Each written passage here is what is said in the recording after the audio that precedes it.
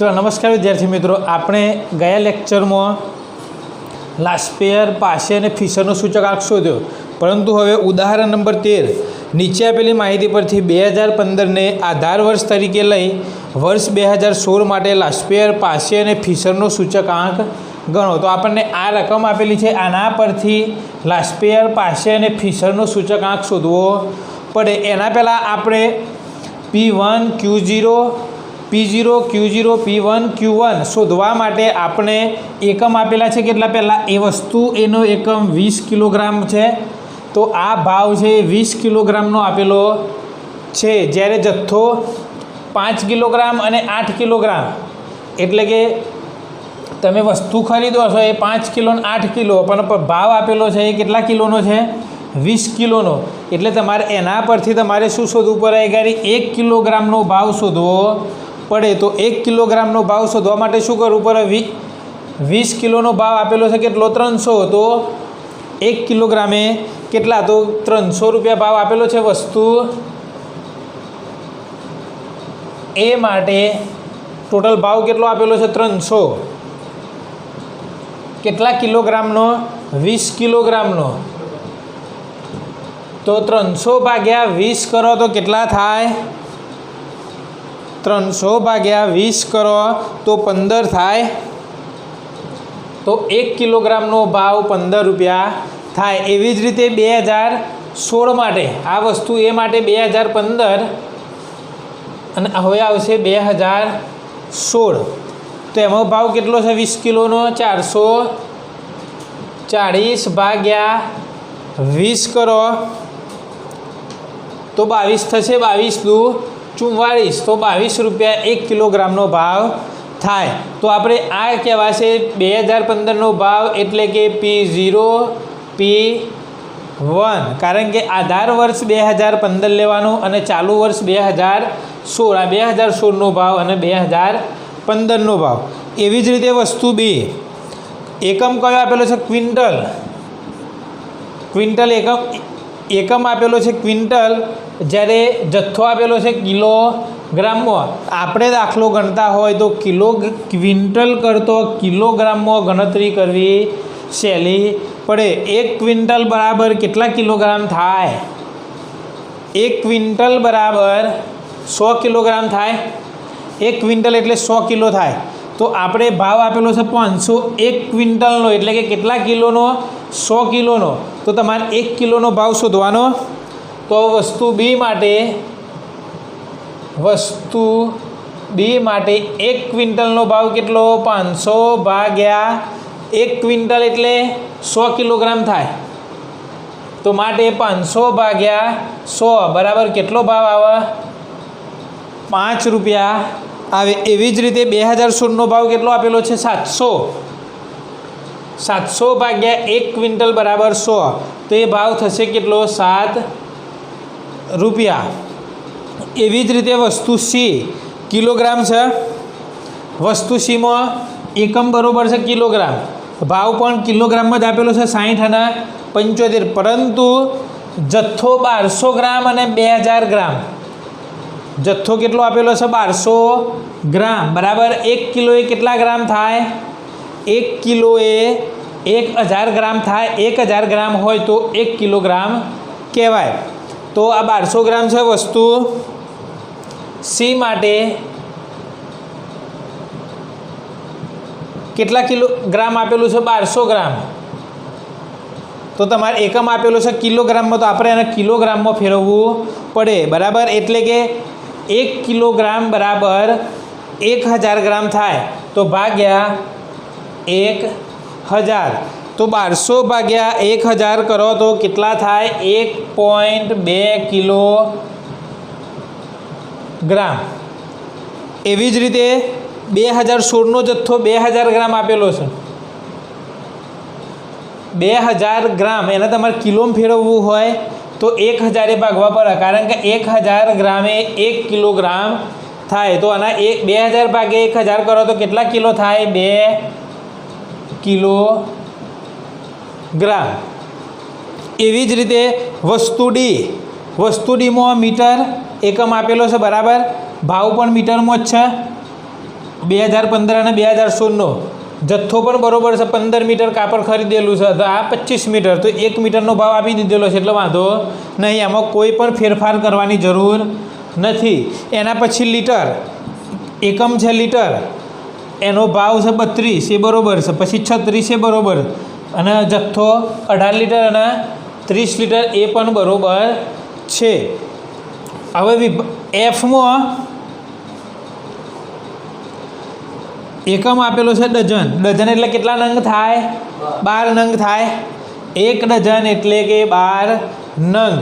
અહીં તમને 12 નંગનો ભાવ આપેલો છે કેટલો? 30 રૂપિયા અને 36 રૂપિયા. પરંતુ જથ્થામાં તમે કેટલા નંગ લીધેલા છે? 8 નંગ અને 10 નંગ. એટલે તમારે શું કરવું પડે? ડઝનની જગ્યાએ તમારે નંગ કરવું પડે, નંગનો ભાવ શોધવો પડે. કારણ કે આ ભાવ આપેલો છે ડઝનમાં અને તમે જથ્થો આપેલો છે નંગમાં, તો તમારે એ નંગમાં શોધવું પડે. તો વસ્તુ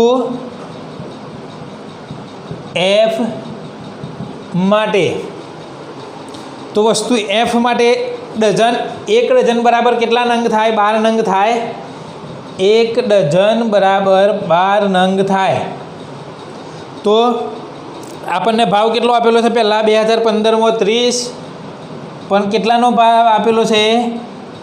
ડઝનનો, એટલે કે 30 ભાગ્યા 12 કરો તો તમને 1 નંગનો ભાવ મળે. એટલે કે કેટલો મળે? 2.5 રૂપિયા. એવી જ રીતે 2016માં ભાવ કેટલો? 36 રૂપિયા. કેટલા નંગનો છે? 1 ડઝનનો, એટલે કે 12 નંગનો 36 રૂપિયા ભાવ. તો 1 નંગનો કેટલો થાય? 12 તારી 36, 3 રૂપિયા.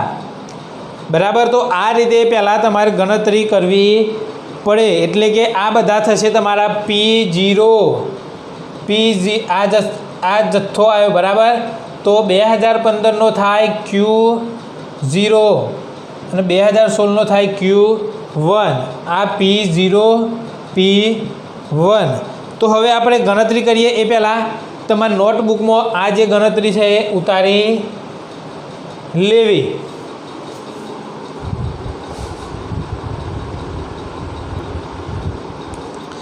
તો આપણે ગણતરી કરી, કિલોગ્રામ એકમ હતા બરાબર. પહેલાં 20 કિલોગ્રામ હતા તો ખાલી કિલોગ્રામ કર્યું, અહીં કિલોગ્રામ જ હતું. પરંતુ જે ભાવ આપેલો હતો ક્વિન્ટલ, તો ક્વિન્ટલ કરતાં આપણે કિલોગ્રામ સારું. પછી આમાં સીમાં એ જથ્થો જે હતો બરાબર એ ગ્રામમાં આપેલો હતો, એ આપણે ફેરવ્યો કિલોગ્રામમાં. પછી મીટર તો બરાબર, લીટર પણ પરંતુ આ જે ડઝનમાં ભાવ આપેલા હતા એ આપણે ફેરવ્યા નંગમાં. તો હવે આપણે એની ગણતરી લાસ્પેયર, પાસે અને ફિશરનો સૂચકાંક ગણવો હોય તો P1 Q0, P0 Q0, P1 Q1 અને P0 Q1 શોધવો પડે. તો હવે આપણે સૌપ્રથમ P1 Q0 એટલે કે P1 અને Q0 બંનેનો ગુણાકાર કરવાનો. 22 ગુણ્યા 5 કરો તો 110. પછી 10 ગુણ્યા 7, 10 સાતું 70. પછી 1.2 ગુણ્યા 75 તો 90. પછી 15 ગુણ્યા 15 તો 225.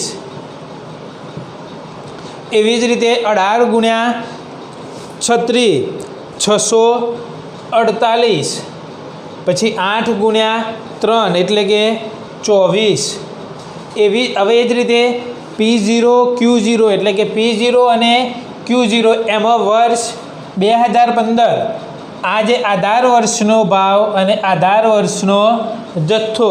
Q0 એટલે કે આધાર વર્ષનો જથ્થો અને P0 એટલે આધાર વર્ષનો ભાવ. જ્યારે P1 એટલે કે ચાલુ વર્ષનો ભાવ અને Q1 એટલે કે ચાલુ વર્ષનો જથ્થો. તો આપણે P0 Q0 એટલે કે આધાર વર્ષનો ભાવ ગુણ્યા ચાલુ વર્ષનો જથ્થો. તો 15 ગુણ્યા 5 તો 75. પછી 10 પંચું 50. 60 ગુણ્યા 1.2 તો 72. પછી 14.25 ગુણ્યા 15 213.75.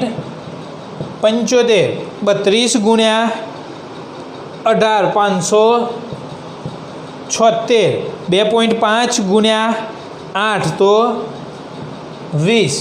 હવે આગળ P1 Q1 22 ગુણ્યા 8 તો 176.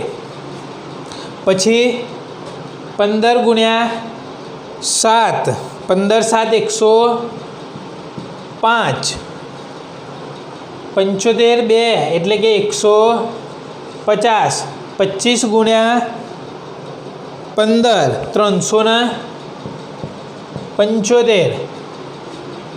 36 ગુણ્યા 30 1080. 10 ગુણ્યા 30 એટલે કે 30. હવે એ જ રીતે P0 Q1 P0 અને Q1 તો 15 ગુણ્યા 8 120. પછી 15 ગુણ્યા 5 એટલે કે 75. 60 ગુણ્યા 2 120. 25 ગુણ્યા 14.25 356.25. પછી 30 ગુણ્યા 32 960. 2.5 ગુણ્યા 10 એટલે કે 25. તો હવે તમારે લાસ્ટ પિયરનો સૂચકાંક શોધવો હોય તો સિગ્મા P1 Q0 ભાગ્યા સિગ્મા P0 Q0 એટલે કે આનો તમારે સરવાળો શોધવો પડે, એટલે કે કુલ ટોટલ કેટલું થાય તે. તો આનો સરવાળો થાય 1167.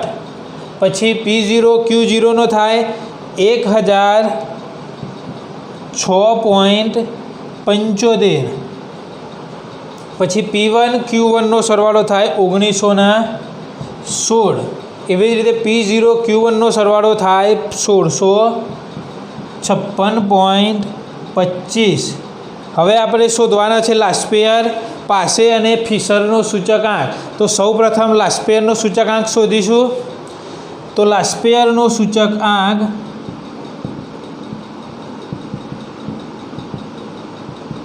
એનું સૂત્ર સિગ્મા P1 Q0 ભાગ્યા સિગ્મા P0 Q0 ગુણ્યા 100. તો આપણને રકમ મળેલી જ છે. P1 Q0 ની કેટલી 1167 ભાગ્યા 1006.75 ગુણ્યા 100. આનું સાદુરૂપ આપશો તમને જવાબ મળશે 115.92. હવે 2 નંબર પાસેનો સૂચકાંક.